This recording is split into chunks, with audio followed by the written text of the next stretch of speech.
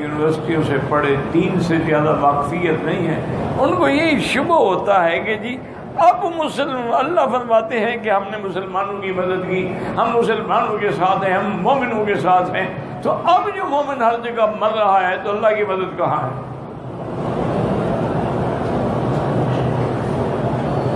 آج کل یہ بہت بڑا اشکال ہے جو لوگوں کے دماغوں میں ڈالا جاتا ہے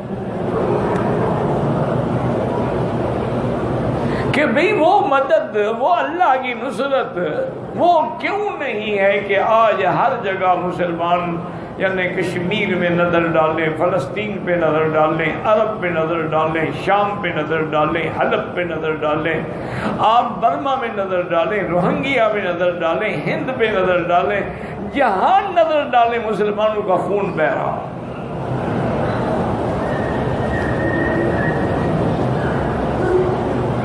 تو ایک بات تو یہ سمجھیں کہ قرآن میں جہاں جہاں نصرت کا وعدہ ہے وہ اسی جماعت کے ساتھ تھا جو اس وقت میدان بدر میں تھی، یہ نہیں کہ وہ وعدہ سب کے لیے ہے۔ وَلَقَدْ نَصَرَكُمُ اللَّهُ بِبَدْرٍ، بدر میں وعدہ تھا۔ اور دوسری بات یہ ہے کہ اللہ کا وعدہ جو ہے وہ مومنوں کی نصرت کا ہے۔ پورے قرآن میں اللہ نے کسی جگہ یہ نہیں فرمایا کہ ہم مسلمانوں کی مدد کریں گے۔ انتم الاعلون ان کنتم مؤمنین، تم سربلندوں کی شرط یہ ہے کہ مومن ہو، ایمان والے۔ اسلام تو ایک ظاہری نام ہے، اسلام اصل تو ایمان ہے نا دل کے اندر۔ اسی طرح کان حقا علینا نصر المؤمنین، ہم پر مومنوں کی مدد کرنا واجب ہے۔ اسی طرح فرمایا انا لننصر رسلنا والذین آمنوا معه فی الحیاۃ الدنیا، ہم اپنے رسولوں کی مدد کرتے ہیں اور ان کی جو ان پر صحیح ایمان لائے۔ تو اب ہم چونکہ مومن نہیں رہے تو امداد کہاں سے آئے گی؟ اگر آج بھی ہم مومن بن جائیں تو جیسے اقبال نے کہا تھا نا کہ فضائے بدر پیدا کر،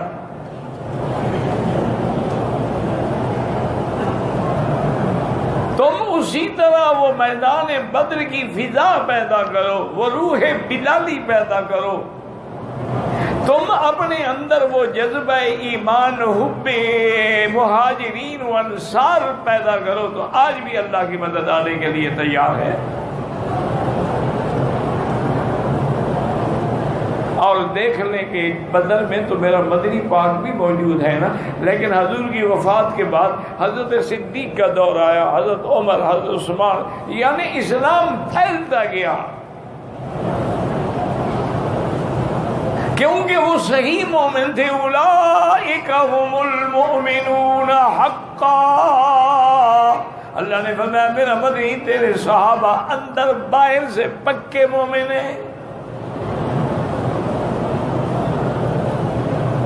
تو جب تک وہ صحیح ایمان والے میدان میں رہے، اللہ کی نصرت ان کے قدم چومتی رہی، اور انہوں نے مشرق سے لے کر مغرب تک اور شمال سے جنوب تک، اسپانیہ سے لے کر ماورا نہر اور چین اور ترکمستان اور اپنا جتنی ریاستیں ہیں، ہر جگہ اسلام کا پرچم بلند کر دیا۔ 80 لاکھ مربع میل پہ اسلام کا پرچم لہرا دیا۔ لیکن وہ مومن تھے۔ جب وہ ایمان والی جماعت گھٹتی گئی تو ہمارے ملک بھی گھٹتے گئے اور ہم پر مار بھی پڑتی گئی۔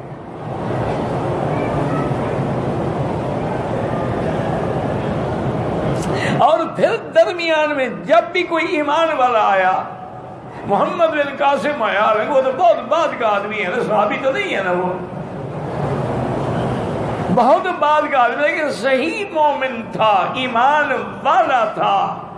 سچا تھا تو نتیجہ یہ نکلا کہ اس نے عرب سے چل کے، بغداد سے چل کے آپ کے دراوڑ اور کراچی اور دیوبند اور سندھ کے چپے چپے پہ اسلام کے پرچم بلند کیے، اور جہاں جہاں سے گزرتا گیا ہندو کھڑے ہو جاتے تھے کہ ہمارا دیوتا۔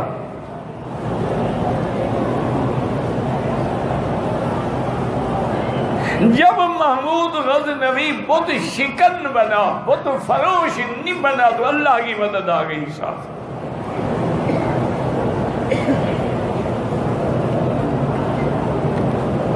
اور جب ہم پیسوں پہ لڑنے لگے، اقتدار کی کرسی پہ لڑنے لگے، ہم جناب سرکار کی خوشنودی حاصل کرنے کے لیے انگریزوں کے بوٹ پالش کرنے لگے، تو پھر وہ نصرت بھی ختم ہو گئی، ہر چیز ختم ہو گئی۔ ہمارے بڑے بڑے مولوی بھی بک گئے اور بڑے بڑے پیر بھی بک گئے۔ یہ دیکھا نہیں ہے کہ جتنی گدیاں ہیں ان کی اتنی بڑی جائیداد ہے، لاکھوں ایکڑ زمینیں کہاں سے آ گئی ہیں؟ ہم کو تو میسر نہیں، مٹی کا دیا بھی، گھر پیر کا بجلی کے چراغوں سے روشن، یہ انگریزوں نے دیا تھا کہ تم ہماری مدد کرو، ہم تمہیں جاگیریں دیں گے۔ یہ لقب انہوں نے دیے تھے، کسی کو سر کا لقب دیا، کسی کو ڈاکٹر کا لقب دیا، کسی کو شمس العلماء کا لقب دیا، کسی کو مخدوم الملک کا لقب دیا، کسی کو مسیح الملک کا لقب۔ ساری ان کی سازش تھی اور ان کی گیم تھی، اور ہمارے جعفر الصادق جو تھے وہ سازش کر کے اسلام کو اندر سے کاٹ رہے ہیں۔ جعفر از بنگال، صادق از دکن۔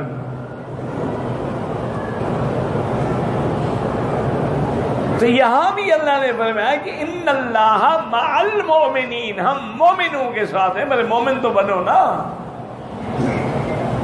اگر تم مومن نہ بنو تو پھر اللہ کی نصرت کیسے آئے گی؟ اور پھر اللہ نے آگے یہ بھی بتا دیا کہ مومن بننے کے لیے کیا کرنا پڑے گا، کہ بھی مومن جو بنے کیسے۔ فرمایا یا ایھا الذین آمنوا اطیعوا اللہ ورسولہ، اللہ کے رسول کی فرمان برداری کرو، اطاعت کرو، جو حکم دے گردن جھکا دو اور جس سے منع کرے رک جاؤ۔ ولا تولوا عنہ وانتم تسمعون، اور جب تم سن رہے ہو، جان رہے ہو، تو پھر اس کی اطاعت سے روگردانی نہ کرو، اعراض نہ کرو۔ ولا تكونوا كالذين قالوا سمعنا وهم لا يسمعون، تم منافق نہ بنو، منافقوں کی طرح نہ بنو جو کہتے تھے ہم نے سن لیا لیکن لا یسمعون، گویا نہیں سنا۔ کیا مانا؟ جب مانا نہیں، عمل نہیں کیا تو گویا کہ نہیں سنا۔ اللہ فرماتے ہیں ان شر الدواب عند اللہ الصم البکم، سب سے برا جانور اس سرزمین پہ وہ ہے جو حق سننے سے بہرا ہے اور حق کہنے سے گنگا ہے اور پھر عقل سے بھی فارغ ہے۔ الذین لا یعقلون۔ اچھا، ہم نے ان کو ہدایت کیوں نہیں دی؟ وَلَوْ عَلِمَ اللَّهُ فِيهِمْ خَيْرًا لَأَسْمَعَهُمْ، اگر اللہ کے علم میں ہر چیز ہے، اللہ جانتے کہ ان کو ہدایت دینے میں فائدہ ہے تو ان کو بھی بات سنوا لیتے، اور وہ سننے کا معنی سنتے اور عمل کرتے۔ فَلَوْ أَسْمَعَهُمْ، لیکن اللہ جانتے تھے کہ ہم ان کو سنوا بھی دیں پھر بھی یہ اعراض کریں گے، یہ منہ پھیر کے چلے جائیں گے۔